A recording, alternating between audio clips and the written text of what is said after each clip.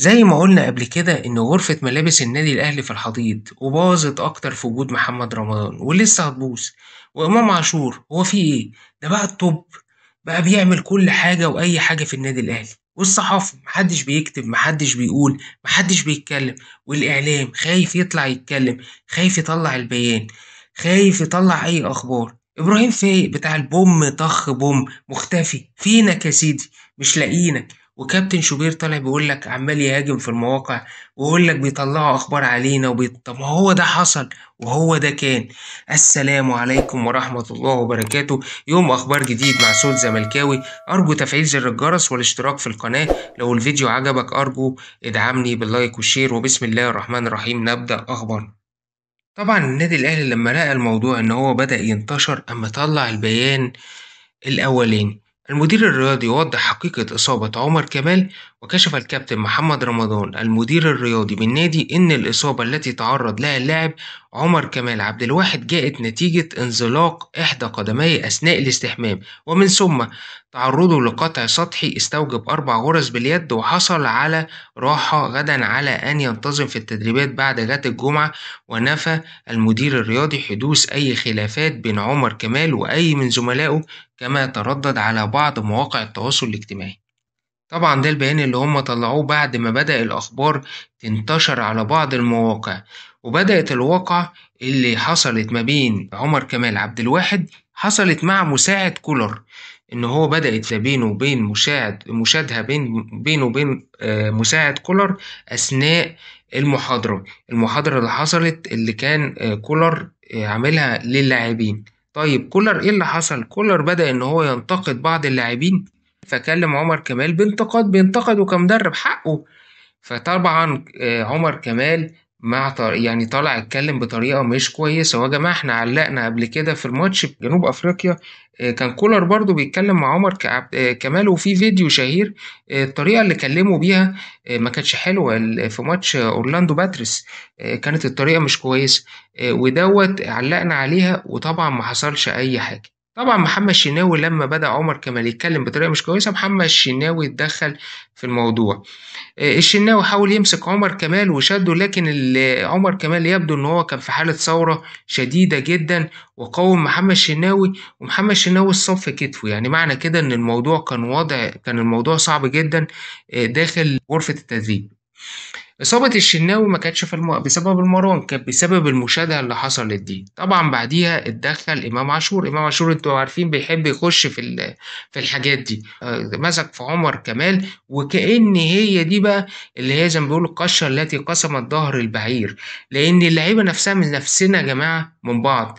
الناس نفسها بتشوف اللي بيعمله إمام عاشور وتعامل الإدارة مع إمام عاشور، وفي حالة من حالات الكبت جوه اللعيبة نفسها. مسكوا من التيشيرت شدوا، التاني شافوا الجنة أكتر، وبدأت الخناقة بين عمر كمال وإمام عاشور، وبدأ إن يبقى فيه عصبية في الكلام تمام ما بينهم وبين بعض. وفي نفس الوقت أثناء المشاهدة دي ضرب إيده فجت في الإزاز، فحصل القطع اللي هو في إيد عمر كمال. طبعا الناس بتقول كان كمية دم رهيبة جدا حصلت داخل الغرفة، وكان الموضوع صعب جدا.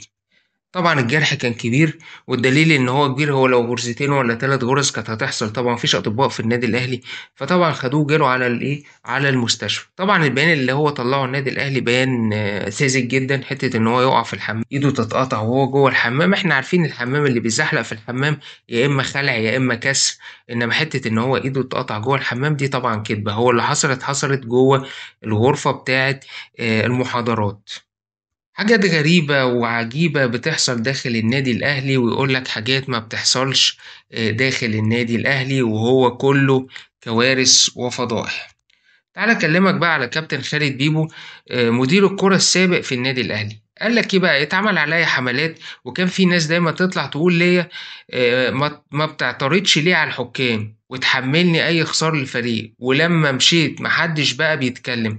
كابتن محمد رمضان موجود وما اتخانقش مع الحكام، وما اتقالتش هو مش بيقوم من على الخط زي كابتن طارق سليم وكابتن صادق وكابتن ثابت البطل، ما كانوش بيقوموا من على الخط ومحدش كان بيتكلم.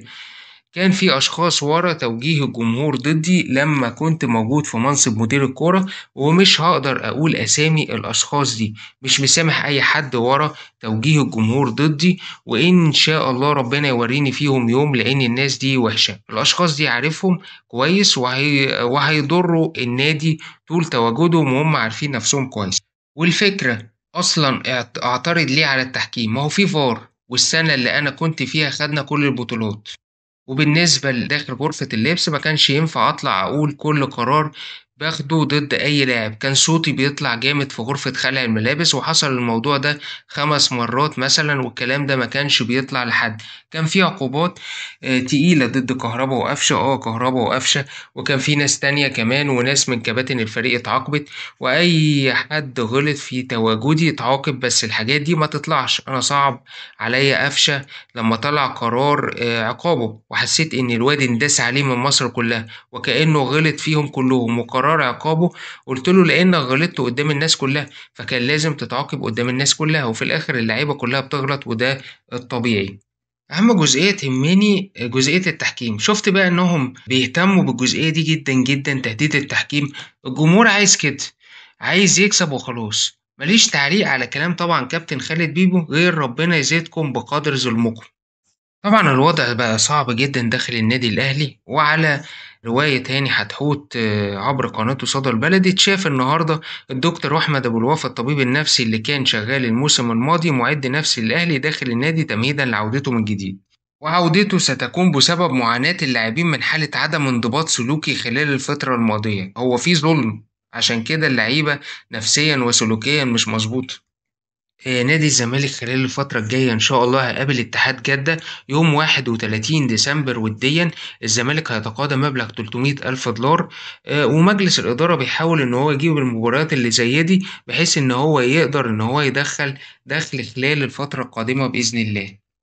بيان للنادي الأهلي ينفي غياب بيرسي تاو عن التدريبات بدون إذن بعد الخسارة من باتشوكا، حيث قال الكابتن محمد رمضان المدير الرياضي بالنادي إن غياب اللاعب بيرسي تاو عن التدريبات خلال اليومين الماضيين بسبب تعرضه لنزلة معوية حادة وآلام في المعدة ألزمته الفراش، وتلقى اللاعب العلاج وسوف ينتظم في التدريبات الفريق بعد غد الجمعة. ممكن يكون ضرب له طبقين كشري ولا حاجة.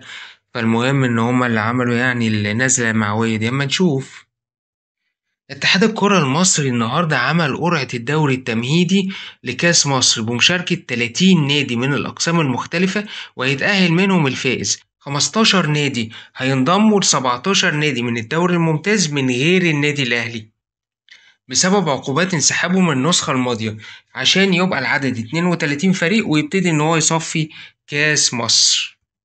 يا رب بقى الدنيا تتظبط بقى ونسيبنا بقى من العك الكروي اللي بيحصل.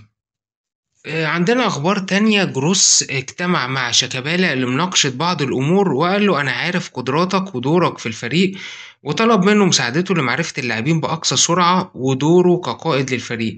قال للونش أنا عارف إنك مصاب من فترة طويلة، واطمأن على ركبته وحالته وإنه شارك في المباريات. وعقد جلسة مع سيف الجزيرة، وقال له عرفت إن عندك مشكلة في التجديد، لكن يهمني إنك تبقى جاهز وتقاتل للتواجد في التشكيلة الأساسية، وتبعد أمر تجديد عقدك عن ذهنك. ويقول لك عنده زهايمر. الراجل متابع أصلا وهو في سويسرا، متابع اللاعبين عندنا هنا بالنادي بتفاصيله. مصير بالنسبة لموقف بقى عبد الله السعيد من مباراة سيراميكا. بصوا يا جماعة، بالنسبة لعبد الله السعيد هو عنده كدمة في العضلة الأمامية، وخضع لاختبارات طبية لتحديد موقفه من المباراة. عبد الله السعيد موجود في التشكيلة من ضمن تشكيلة مباراة سيراميكا، والاختبار الطبي أكد إن اللاعب يعني تعافى من الإصابة بصورة كبيرة. لو الكدمة دي راحت ممكن ان هو يلعب الماتش. وفي الاول وفي الاخر هو موقفه في ايد المدير الفني جروس، وهو اللي هيقرر اذا كان اللاعب ينزل او ما ينزلش. طبعا جروس خلال الفتره اللي فاتت مسك عبد الله السعيد واتكلم معاه وقال له انت الساحر بتاعي. لما شاف عبد الله السعيد بيلعب وطريقه لعب عبد الله السعيد، تاكد تماما ان اللعيب ده متاسس كويس ولعيب على اعلى مستوى. قال له انت لو جيت لي وسنك اصغر شويه كان ممكن ان انا اخليك في حته تانية وتبقى توب في الفريق وتوب داخل نادي الزمالك. اي مباراة، وبالذات اول مباراة بالنسبة للمدير الفني اللي لسه جاي جديد، هي بتبقى أصعب مباراة، لأنه لسه بيستكشف الفرقة ولسه بيعرفها ولسه بيشوف التفاصيل بتاعتها. عشان كده جروس حذر اللاعبين قبل لقاء سيراميكا. حذرهم من إيه بقى؟ حذرهم من التهاون والاستهتار، وطالبهم إن هم من أنصاف الفرص في المباراة إن هم يحاولوا إن هم يسجلوا عشان ياخد أول 3 نقط يبقوا موجودين معاه. لما يسجل بدري هيقدر إن هو يستريح خلال المباراة ويعمل اللي هو عايزه. وطلب منهم الهدوء في إنهاء الهجمات وعدم التسرع والتركيز علشان يقدروا يحرزوا أهداف بشكل سريع، ويكون عامل مساعد في تحقيق الفوز بتاعهم. هيقدر إن هو لما يحط أو يهدف في أول المباراة هيقدر إن هو يتحكم في رتم المباراة، والمباراة دي هتبقى مهمة ليه يتعرف على اللعيبة وفي نفس الوقت يقدر إن هو يجهز للمباراة اللي بعدها. ملف كرة القدم داخل نادي الزمالك أصبح الموضوع شائك شوية جوه نادي الزمالك بالنسبة للملف، وظهر بعض الكلام على أحمد سليمان مسؤول ملف كرة القدم خلال الفترة اللي فاتت، فبقى الموضوع شبه شائك بالنسبة لمجلس إدارة نادي الزمالك. طيب أحمد سليمان قاعد ولا بالنسبة للملف ده هو موجود في الملف ولا مش موجود في الملف؟ قاعد ولا مش قاعد؟ أحمد سليمان كان الأول بيعمل إيه؟ كان الأول أيام جوميز كان بيطلب منه لعيب معين، فالمهم إن هو بيجيب اللعيب دوت أو بيجيب السيرة الذاتية بتاعته بيقول له اللعيب أهو، وأنا بالنسبة لي ده اللعيب ده واحد، أنا هرشح لك اتنين وتلاتة وأربعة برضو مع اللعيب ده. فجوميز بيقول له مفيش مشكلة، فما بيجيبلوش بقى واحد، يجيب له اتنين وتلاتة وأربعة اللي هما بالنسبة له. تختار بقى اتنين ولا تلاتة ولا أربعة؟ بقول له طب مثلا هات اتنين، فبيجيب له اتنين ويبقى ده اختيار جوميز. وده يمكن إحدى الأسباب اللي ضايقت جوميز، إن أنت ما بتجيبليش اللاعب اللي أنا عايزه. الإدارة بقى عملت الإيه اللي هو المخالف لده، قالت لك لا يا كابتن أحمد سليمان، أنت هتعمل الآتي: أنت هتطلب منك جروس اللاعب رقم واحد، هتروح تجيب له اللاعب رقم واحد، السي في بتاعه والسيرة الذاتية وكل حاجة، هو عايز فلوس قد ايه والكلام ده كله، وتحاول ان انت تتفاوض معاه. الجزئية طبعا بتاعت الفلوس دي بتاعت احمد سليمان، هتتفاوض معاه وتحاول ان انت تجيبه. ما قدرتش تجيبه يبقى انت هتعرض عليه اللاعب اتنين وتلاتة واربعة اللي انت بتقول عليهم، وهو اللي يختار فعليا. ما يبقاش بقى اختيارات كده هتختار ده ولا ده، انا هختار ده يبقى انت اللي اخترت. لا، هتعرض عليه وتجيب سيديهات بالنسبة اللعيبة ويتفرج عليها ويشوفها فعلي، ويبتدي نشوف اللعيبة دي فعلا، وهو اللي يختار اللاعب اللي هو عايزه، مش انت اللي هتختاره له. ما تخيرهوش ما بين ده وما بين ده. فهو هيتم ان كابتن احمد سليمان ان هو يشرف على الملف ده ولكن بشكل مقنن. والد زيزو بيحسم مصير اللاعب. والد زيزو بيتكلم خلال الفترة اللي فاتت دي وقال ان هو اقترب حسم تجديد احمد زيزو للزمالك، واللاعب قرر ان هو يكون موجود في صفوف الزمالك خلال الفترة الجاية. وخلال ال 48 ساعة الأخيرة ديت ان شاء الله بإذن الله هيتم توقيع العقود وإنهاء هذا الملف، والرغبة في مشاركة نفسه. عايز يفضل موجود في نادي الزمالك، ودي حاجة تسعدنا إن شاء الله إن شاء الله إن زيزو يبقى مع نادي الزمالك، لأن زيزو ده يعتبر التقيلة بتاعت نادي الزمالك، هي اللي عاملة تقل كده لنادي الزمالك. لو مشي زيزو يا جماعة في لعيبة ياما موجود، فيه لعيبة حلوة وكل حاجة وكلام، بس ده لعيب أساسي أنت بتعتمد عليه عشان ما يتكشفش بقية الفريق بتاعك. ده من أهم الركائز اللي موجودة عندك. أنت ممكن تضيف له بس ما ينفعش إن أنت تشيله، لأن ده بيمثل نسبة كبيرة جدا من الفريق، يعني 30% من الفريق أو 40% من الفريق. لو أنت شلته الفريق بتاعك فعلا هيقع. الصراحة يعني خبر مستفز. تبص لما تبص تلاقي ان كولر عايز 5 لعيبة. ايه هما بقى ال5 لعيبة دول؟ عايز مدافع مصري ولاعب وسط وجناحين ومهاجم. اتعرض على كولر 15 لاعب في السكاوتنج ورفضهم كلهم. مارينو دياز مهاجم ريال مدريد السابق مرشح للأهلي واللاعب مرحب ومنتظر ردهم. انت لما تيجي تبص تلاقي مدرب زي كولر يطلب كمية اللعيبة دي، في حين ان الرديف عندك لو قدر ان هو لو جبته للزمالك يعني حول في خريطة نادي الزمالك. تخيل كده ان انا مثلا خدت من النادي الاهلي السولية والقندوسي والساعي ورضا سليم وبيرسيتاو وكوكا مثلا، كل اللعيبة دي ما بتلعبش في الاهلي، ده احتياطي. انا لو خدتهم عندي في التشكيلة اللعيبة دي حطيتها معايا، تخيل مستوى الزمالك هيبقى ايه. انت متخيل نادي الزمالك بيلعب بمين يا جماعة؟ انت متخيل نص الملعب انا بحط مين؟ انت متخيل انا في خط الدفاع بحط مين؟ فاهمني ازاي؟ في لعيبه عندنا في اي بي وسوبر وكل حاجه، بس في نفس الوقت في لعيبه عندك محتاجه ان هي مش بنفس قيمه نادي الزمالك، احنا بنحاول نعلمها كوره. فاهمني ازاي؟ يعني لعيب مثلا زي دونجا جالنا. دونجا اصلا ما كانش بيعرف يقف في الملعب. اتفرج على دونجا دلوقتي، مستواه بدأ يتطور مع نادي الزمالك. بس انت عندك لعيبه حرفيا ما كانتش بتعرف تقف في الملعب، ما بيعرفش يستلم. تخيل انت بقى لو خدت الاربع خمس لاعبين دول اللي موجودين عند كولر، وهو اصلا ما بيلعبهمش او اصلا ما بينزلهمش في التشكيله.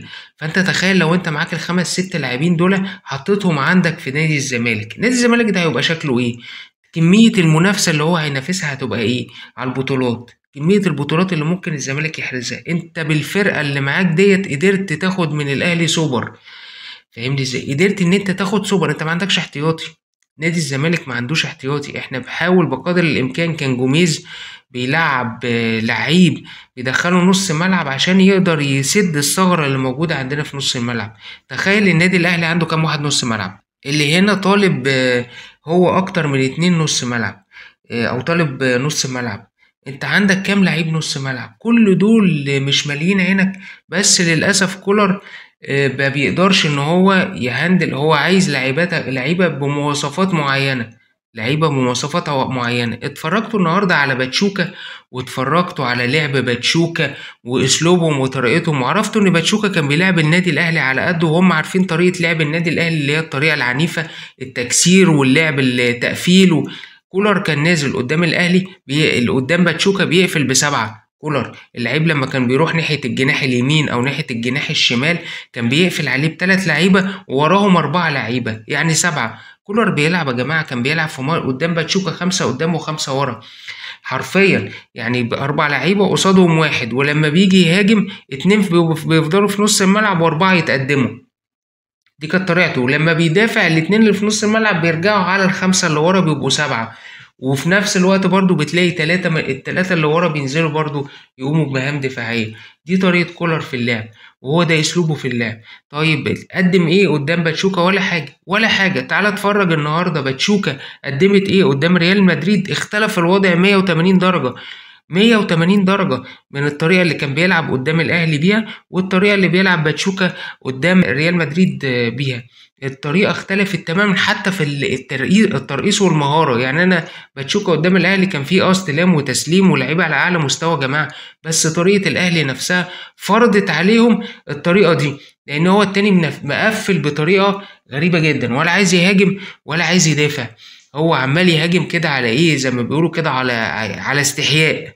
فاهمني ازاي؟ اللي هو عايز يطلع بالمباراة لبر الأمان. وكل النهائيات بتاع كولر كده على فكرة، أيام الوداد واخد قبل كده أبطال أفريقيا مباريات في منتهى السوء، في منتهى السوء فنيا وطريقة لعب واستحواذ وكخطط وككل حاجة. مباريات في منتهى السوء. هي لعيبة معينة اللي بتخلصها له. محمد عبد المنعم مخلص له من الوداد قبل كده مباراة كرة اتلعبت وهدف بالهيد، والمباراة خلصت بسبب الجون ده.